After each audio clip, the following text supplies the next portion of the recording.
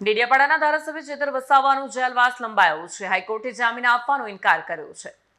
આપના ધારાસભ્ય ચેતર વસાવાને ગુજરાત હાઈકોર્ટમાંથી મોટો ઝટકો લાગ્યો છે। હાઈકોર્ટે ચેતર વસાવાની બંને અરજીઓ ફગાવી દેતા જામીન આપવાનો ઇનકાર કર્યો છે। હાઈકોર્ટે સેશન કોર્ટનો ચુકાદો યથાવત રાખ્યો છે। ચેતર વસાવાને 7 વર્ષની સજા થઈ હોવાથી હવે તેમના ધારાસભ્ય પદ પર પણ સંકટ ઊભું થયું છે। 2 વર્ષથી વધુની સજા થતા ધારાસભ્ય પદ રદ થવાની જોગવાઈને પગલે હવે વિધાનસભા અધ્યક્ષ શું નિર્ણય લે છે તેના પર સૌની નજર છે। ચુકાદા બાદ આપ પ્રદેશ પ્રમુખ ઈસુદાન ગઢવીએ ભાજપ પર ચેતર વસાવાને ખોટા કેસમાં ફસાવાનો આક્ષેપ કર્યો। સાથે જ જામીન માટે સુપ્રીમ કોર્ટમાં જવાની તૈયારી દર્શાવી। હવે ચેતર વસાવાનું ધારાસભ્ય પદ રદ થશે કે નહીં અને પેટા ચૂંટણી યોજાશે કે નહીં તે અંગે ચર્ચા તેજ બની છે।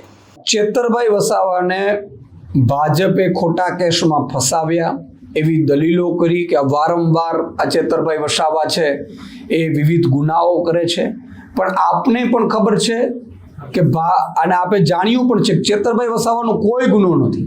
ગ્લાસ મારવાવાળી ઘટના ઉપજાવી પાડેલી હતી। આ પણ વન કર્મચારીને અને જે વન કર્મચારીઓએ રાત્રે 2 વાગે ખેડૂતોનો ઊભો પાક લણી નાખ્યો હતો, કાપી નાખ્યો હતો।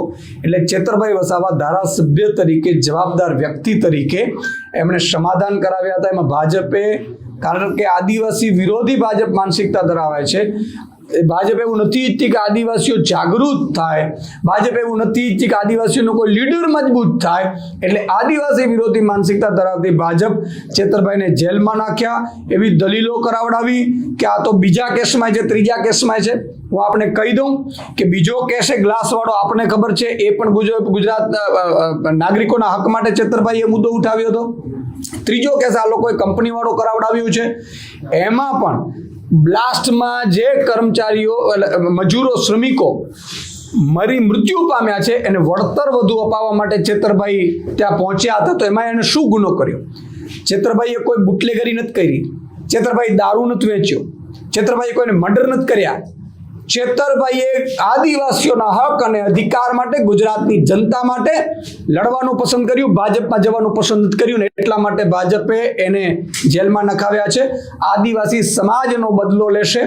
તાલુકા ઉમરગામથી અંબાજી સુધી તમામ આદિવાસી સમાજ વિરોધી માનસિકતા ધરાવતી ભાજપને 2027માં જવાબ આપશે। હું આદિવાસી સમાજને પણ કહું છું કે જો આપણા ચેતરભાઈને કઈ રીતે ભાજપ છે એ પરેશાન ઉપર પરેશાન કરી રહી છે। રહી વાત અદાલતની, તો અદાલતનો જે પણ નિર્ણય આવ્યો અમે ઉપલી અદાલતમાં જઈશું। મારી લીગલ ટીમ સાથે પણ ચર્ચા થઈ છે। આગામી સમયમાં આ મામલે અમે ઉપલી અદાલતમાં જશું અને અમને પૂરો વિશ્વાસ છે કે આગામી સમયમાં સારો નિર્ણય આવશે, અદાલત શ્રી અમને ન્યાય આપશે। વિડીયો જર્નાલિસ્ટ દીપક જગતાપ સાથે સત્ય ટીવી ન્યૂઝ રાજપીપળા।